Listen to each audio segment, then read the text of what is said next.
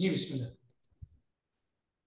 السلام علیکم۔ وعلیکم السلام ورحمۃ اللہ وبرکاتہ۔ آج کے سیشن کی شروعات ہم سورہ نساء کی آیت نمبر 12 سے کریں گے۔ چلیے طارق صاحب بسم اللہ کریں۔ شکریہ۔ اعوذ باللہ من الشیطان الرجیم، بسم اللہ الرحمن الرحیم۔ وَلَكُمْ نِصْفُ مَا تَرَكَ أَزْوَاجُكُمْ إِن لَّمْ يَكُن لَّهُنَّ وَلَدٌ فَإِن كَانَ لَهُنَّ وَلَدٌ فَلَكُمُ الرُّبُعُ مِمَّا تَرَكْنَ مِن بَعْدِ وَصِيَّةٍ يُوصِينَ بِهَا أَوْ دَيْنٍ، اور جو مال تمہاری بیویاں چھوڑ جائیں اس میں سے آدھا تمہارے لیے اگر تمہاری اولاد نہ ہو، پھر اگر ان کی اولاد ہے تو ان کے ترکے میں سے تمہیں چوتھائی ملے گا ان کی وصیت کو پورا کرنے اور ان کے قرض کو ادا کرنے کے بعد میں۔ قرآن مجید میں جہاں ترکے کی تقسیم کی بات کی جا رہی ہے وہاں پہ بیک وقت کئی چیزوں کا خیال رکھا گیا ہے، کئی چیزوں کی یاد دہانی کئی بار کروائی گئی ہے، تکرار ہے، اعادہ ہے، ریپیٹیشن ہے۔ اور پہلی چیز تو اس آیت میں یہ ہے کہ جو تقسیم کے طریقے ہیں، اگر شوہر ہے تو اس کے وراثت میں بیوی کو کیا ملے گا، بیوی ہے تو اس کے وراثت میں شوہر کو کیا ملے گا، یعنی کوئی محروم قسمت نہیں ہوگا۔ اور اس کے بعد جو چیز بڑی اہم ہے اس آیت کے اختتام پہ، من بعد وصیت یوصین بہا او دین، یہ اس کے بعد بھی ہے اور اس کے پہلے بھی گزر چکا ہے کہ اس وصیت کو مکمل طریقے سے پورا کیا جائے گا، اور ساتھ ہی اس وصیت کا مطلب کوئی ول ہے، کوئی اس کی خواہش ہے، کہیں پہ اس نے کچھ کرنا چاہتا تھا، کسی کو دینا چاہتا تھا الگ سے کچھ ہٹ کے جو اس کے اقربا میں بلڈ ریلیشن میں نہیں آتے ہیں تو ان کے لیے ہے۔ اور اسی کے ساتھ ساتھ کوئی قرض لے کے وہ چلا گیا ہے، اس دنیا سے رخصت ہو گیا ہے فار اینی گیون، کسی بھی وجہ سے ہو سکتا ہے وہ قرض، تو اس صورت میں اس قرض کی ادائیگی بہر صورت لازمی ہے، ضروری ہے۔ تو یہ ذہن میں رکھنا چاہیے کہ حصے، اب یہاں پہ دیکھیے بہت ٹیکنیکل انداز سے بات کی گئی ہے کہ اگر ان کے بچے نہیں ہیں تو اس صورت میں کیا ہوگا، اس کو آدھا ملے گا، اور اگر اس کے بچے ہیں تو کیا ہوگا، اس صورت میں چوتھائی ملے گا۔ تو یہ بہت ساری شکلیں ہیں جن کا ہمیں لحاظ رکھنا چاہیے، اور جب ان کی لاجک پہ ہم غور کرتے ہیں تو عملی طور پہ ہمیں اندازہ ہوتا ہے کہ آخر ایسا اللہ نے کیوں ہمیں حکم دیا ہے۔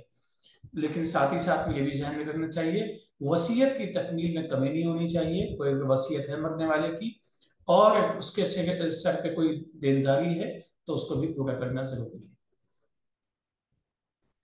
جی، بیویاں جو ترکہ چھوڑیں گی اس سے سلسلے میں یہ اور اگلی آیت ہے، اور اس میں یہ بات پھر اس کی ایمفیسس کی گئی ہے کہ جو وصیت ہو اس کو پورا کرا جائے اور قرض کی ادائیگی کی جائے۔ چلے آگے چلتے ہیں طارق صاحب۔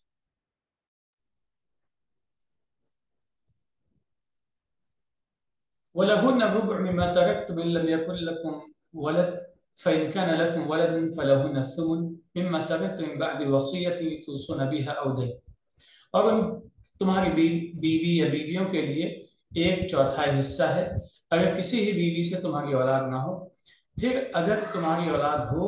کسی ہی بیوی سے تو تمہاری بیوی یا بیویوں کے لیے آٹھواں حصہ ہے تمہاری کی گئی وصیت کو پورا کرنے اور تمہارے قرض کو ادا کرنے کے بعد میں۔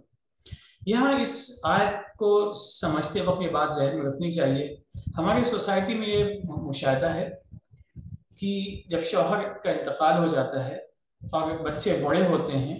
تو وہ ذمہ داری بہرحال بڑے بچوں کے پاس منتقل ہو جاتی ہے ان کے والد کے انتقال کے بعد میں،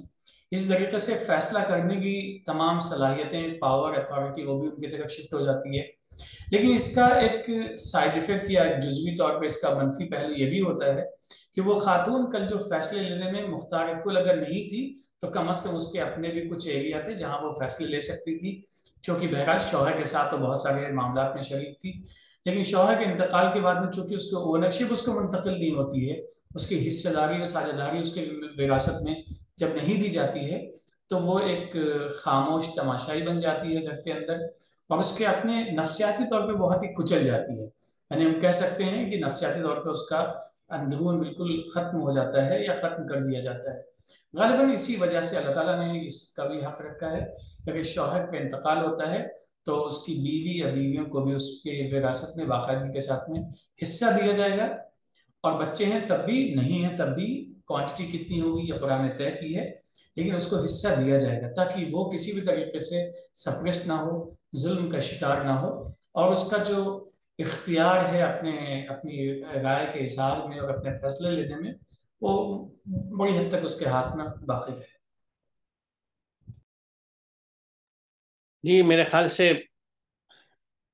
تقسیم کی یہ معاملات، اس میں کوئی ایسی چیز نہیں ہے جو وضاحت طلب ہو۔ ایک بات پھر یہاں نوٹ کریں کہ یہاں پہ بھی اس بات پہ زور دیا گیا ہے کہ وصیت کو پورا کرنے کے بعد اور قرض کی ادائیگی کے بعد تکرار ہے اس بات کی، تو جس کی اہمیت کو واضح کرتی ہے۔ چلیے اگلی آیت لیتے ہیں، اگلا حصہ اس کا۔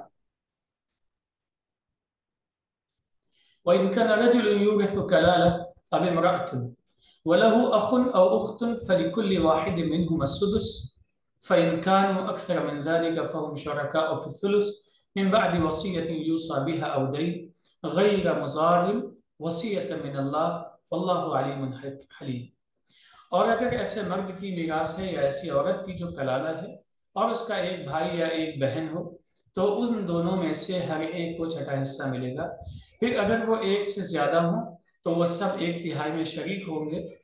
کی گئی وصیت کو پورا کر کے اور قرض ادا کرنے کے بعد بغیر کسی کا نقصان کیے۔ یہ اللہ کا حکم ہے اور اللہ علیم حلیم ہے۔ یہاں پہ اس آیت میں بنیادی طور پہ کتنا حصہ دیا جائے گا، تہائی یا چھٹا، اس کی تفصیل سے قطع نظر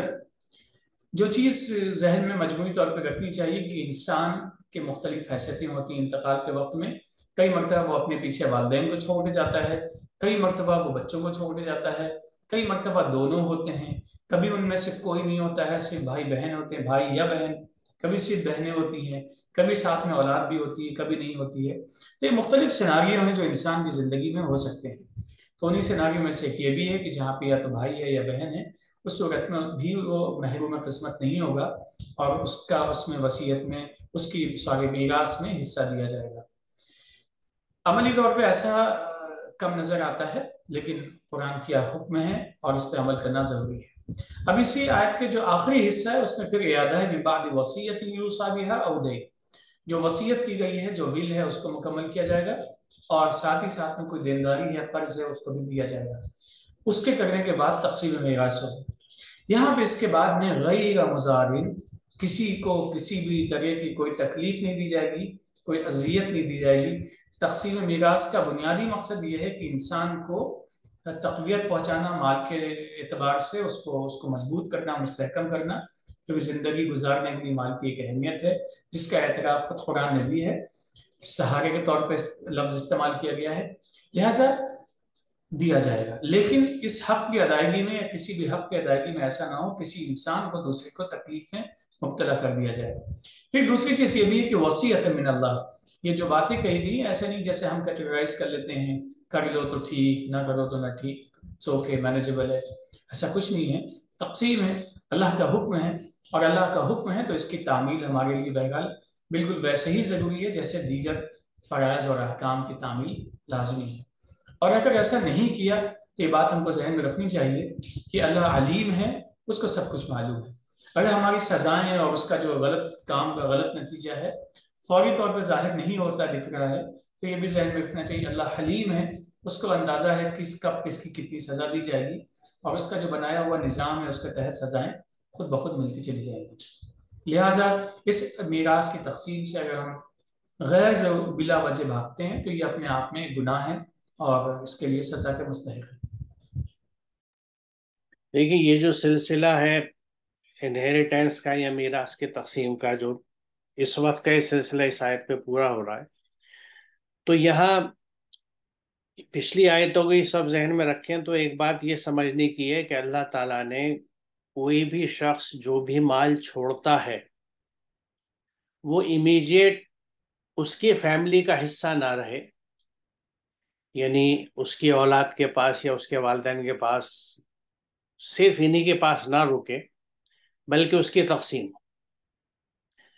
یہ وہ ایک یعنی جو اسپرٹ ہے قرآن کی مال کو تقسیم کرنے کی اور مال کو جمع کرنے سے جو قرآن نے بارہا منع کیا ہے، اس کو ہم اس سے بھی لنک کر کے دیکھیں کہ قرآن ہر شخص کو منع کرتا ہے کہ تم مال کو جمع کر کے مت رکھو، اس کو خرچ کرو، ضرورت مندوں پہ خرچ کرو، اپنے کاروبار کو پھیلانے کے لیے خرچ کرو، کسی بھی طریقے سے کرو، لیکن مال کو جمع کر کے جوڑ کر یہ رکھنا اس وجہ سے کہ صاحب یہ آڑے وقت پہ کام آئے گا یا میں اس کی مدد سے صحت مند رہوں گا، مجھے خطرے نہیں رہیں گے، مجھے عمر مل جائے گی، مختلف وجوہات ہیں جس کے تحت یہ ہوتا ہے، یہ چیز یہاں پہ پورے سسٹم میں عملی طور سے دکھائی جا رہی ہے کہ جو شخص جس کا یہ مال تھا اور اس نے خرچ کیا نہیں، اس کا تو حساب دے گا، لیکن مرتے وقت اس کا جو کچھ تھا اور جب وہ ختم ہو گیا تو اب اس کو اللہ تعالیٰ پورے احکامات بتا کے تقسیم کر دیتا ہے، پاس کے لوگوں میں بھی اور دور کے رشتہ داروں میں بھی، کیونکہ صرف اسی گھر میں نہیں محدود رہ گئی، اسی لیے اس کو اللہ تعالیٰ نے اپنا حکم کہا ہے کہ حکم ہے۔ اور اس پورے تقسیم کے نظام میں کسی کو کوئی نقصان نہ ہو اور تکلیف نہ پہنچے، یعنی کہیں بھی مثال طور پہ تقسیم میں ایک حصہ ان لوگوں کی طرف جا رہا ہے جن سے ہمارے تعلقات اچھے نہیں تھے، جو اقربا ایسے ہیں جو ان حصوں کے حساب سے آتے ہیں، تو بھی ہمیں اس میں جو لوگ تقسیم کر رہے ہیں ان کو اپنی ذاتی پسند ناپسند کو نہیں اپلائی کرنا، بلکہ اللہ کے احکامات کے حساب سے اس کو تقسیم کر دینا ہے۔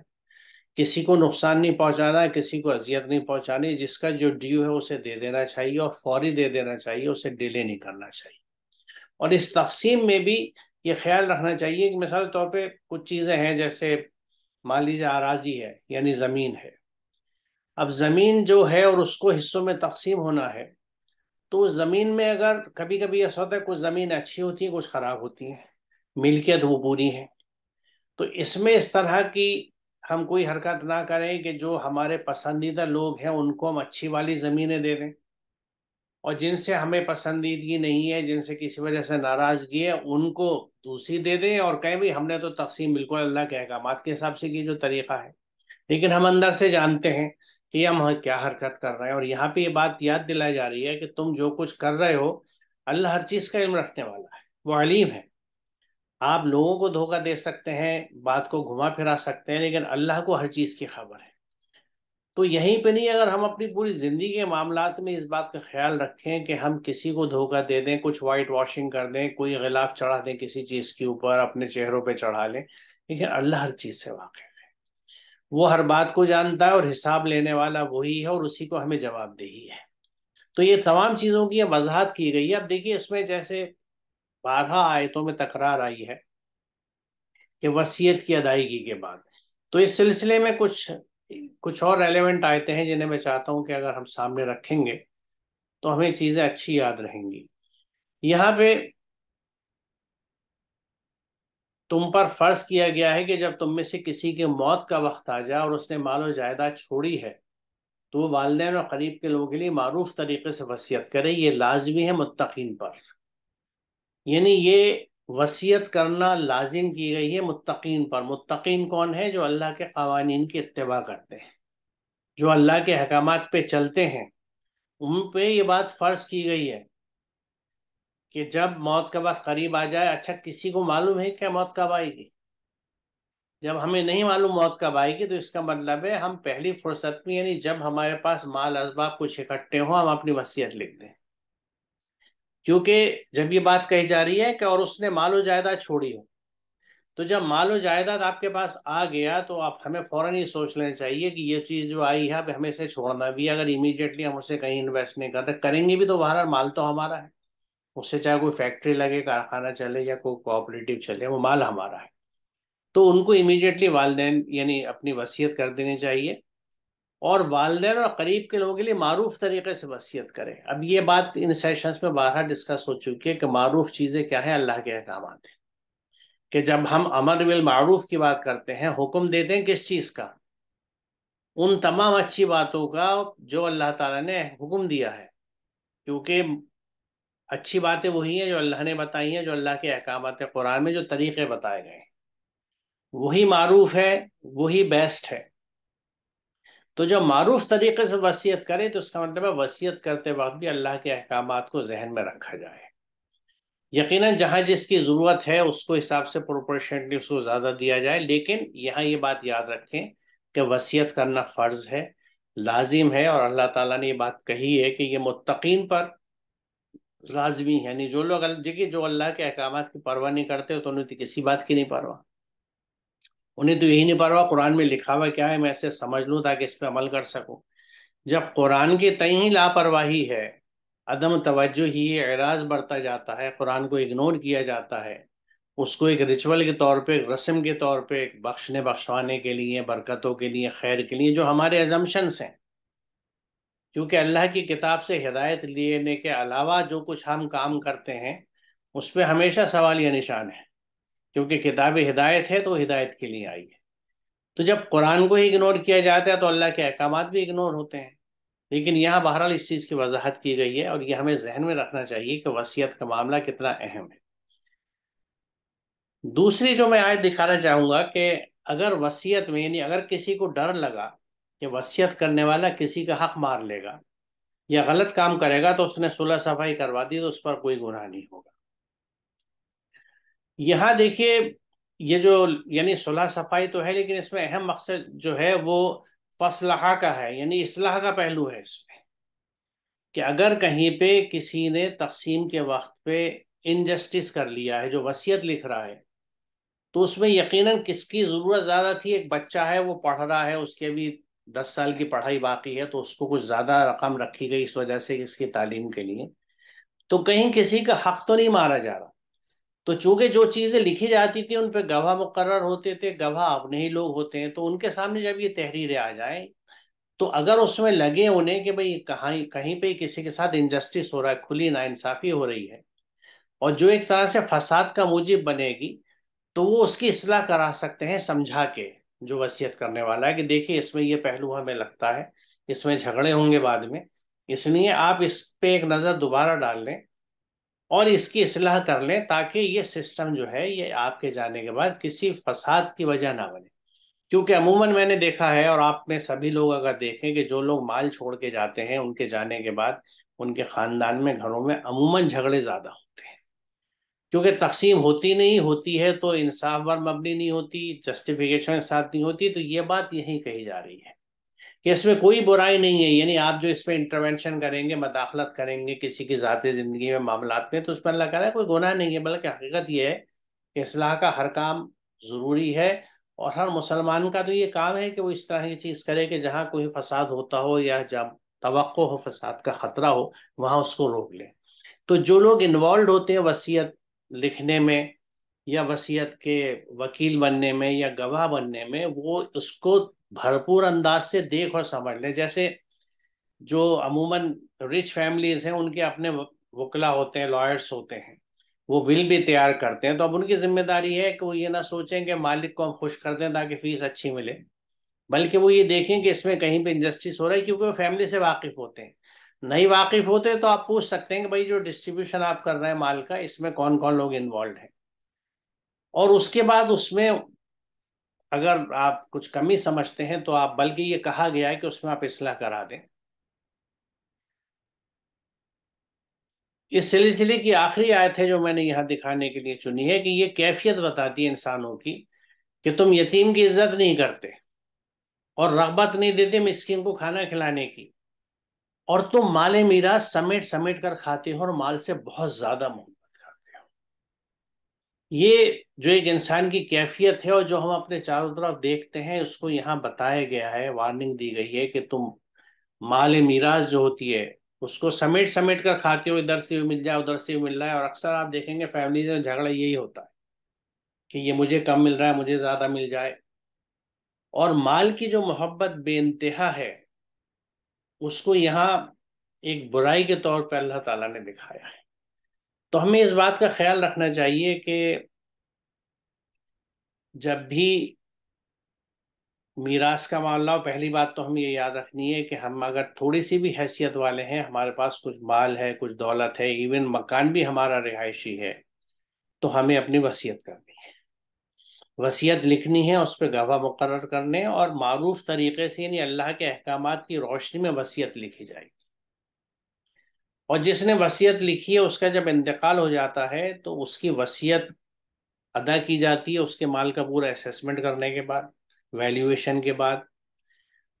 جو اس کا قرض ہوگا وہ ادا کیا جاتا ہے۔ اس کے بعد جو کچھ مال بچتا ہے اس کی تقسیم پورے انصاف اور ایمانداری سے، جتنے حصے جس طرح اللہ نے بتائے، جو اس فیملی کا اسٹرکچر ہو، جیسا بھی آپ نے ذکر کیا کہ ہر خاندان کا اسٹرکچر الگ ہوتا ہے،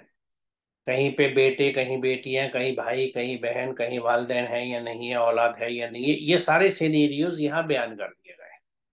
ان کے حساب سے تقسیم ہو، اور اس تقسیم میں بھی یہ خیال رکھا جائے کہ ڈیلیبریٹلی کسی کو نقصان نہ پہنچا دیا جائے. جیسے میں نے بھی عرض کیا کہ جو اچھی زمین ہے وہ کسی کو دے دی، جو زیادہ اچھی نہیں ہے ان کو کسی اور کو دے دیا، کہا بھائی ہم نے تو برابر تقسیم کی ہے. تو اب حقیقت میں ہم بھی جانتے ہیں کہ یہ برابری تو ہے، لیکن کس طرح کی ہے. تو یہ سب چیز کا خیال رکھا جائے، اور یہ ذہن میں ہمیشہ رہے کہ اللہ ہر چیز کو جانتا ہے، وہ ہر چیز کو دیکھ رہا ہے اور وہ علیم ہے. تو میرے خیال میں یہاں روکتے ہیں اس سیشن میں طارق صاحب، جی مناسب. اور انشاءاللہ اگلے سیشن میں اس سے آگے چلیں گے. السلام علیکم. وعلیکم السلام.